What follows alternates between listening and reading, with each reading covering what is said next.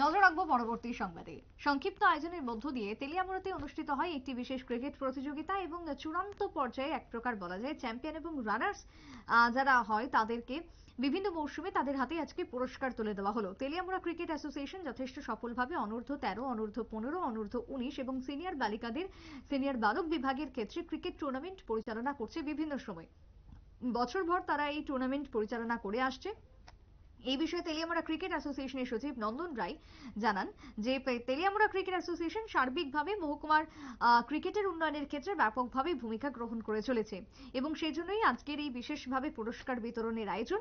টুর্নামেন্টে অংশগ্রহণ করার জন্য সকলকে ধন্যবাদ সাধুবাদ জানিয়েছেন এবং আগামী দিনে এই খেলাকে যাতে আরো এগিয়ে নিয়ে যাওয়া যায় সেই চেষ্টা করছে তেলিয়ামুড়া ক্রিকেট অ্যাসোসিয়েশন। কি বক্তব্য উঠে এসেছে অ্যাসোসিয়েশনের কর্মকর্তা, শুনুন।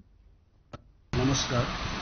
আজকে আমরা তেলিয়ামুড়া ক্রিকেট অ্যাসোসিয়েশনের উদ্যোগে আমাদের 2022-23 অক্টোবরে আমাদের যে লোকাল টুর্নামেন্টগুলো হয়েছিল, under 13, under 15, under 17, women's T20, men's T20, যে টুর্নামেন্ট পাঁচটা ইভেন্ট হয়েছিল, আজকে আমরা যে প্রাইজ গিভিং তাদের হাতে আমরা চেক তুলে দিয়েছি।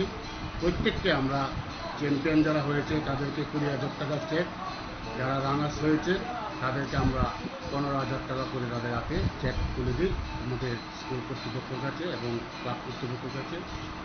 পাশাপাশি আমরা একটা সিদ্ধান্ত নিয়েছি, আমাদের যে তেলিয়ামুড়া যে সিনিয়র টিম যারা আগামী 14 তারিখ স্টেট মিটে তারা অংশগ্রহণ করবে, আমাদের তেলিয়ামুড়া সাব ডিভিশনের 15 জন সিলেকশন পেয়েছে।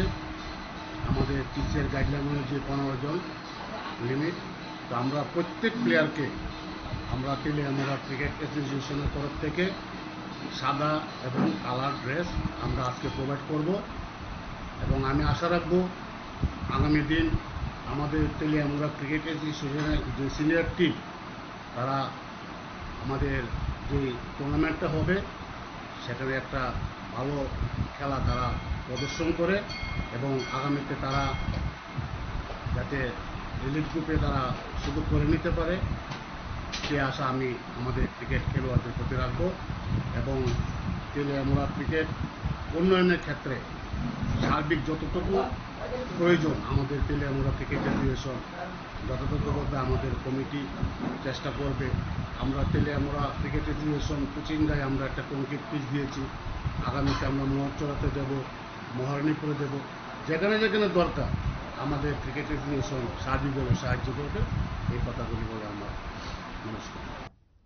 তেলিয়ামুড়া ক্রিকেট অ্যাসোসিয়েশনের বক্তব্য আপনারা শুনলেন। তার আগামী দিনেও এই ধরনের খেলাধুলো চালিয়ে যাবে এবং তার সাথে সকলকেই খেলাধুলার ক্ষেত্রে তারা আরো অধিকভাবে মনোনিবেশ করার চেষ্টা করবেন। তবে আজকের এই অনুষ্ঠানের মধ্যে বিজয়ীদের হাতে চেক তুলে দেওয়া হয় আর্থিকভাবে এবং তার সঙ্গে ট্রফি তুলে দেওয়া হলো সকলের মধ্যে। ছোট্ট বিরতির পর ফিরবো, সঙ্গে থাকুন।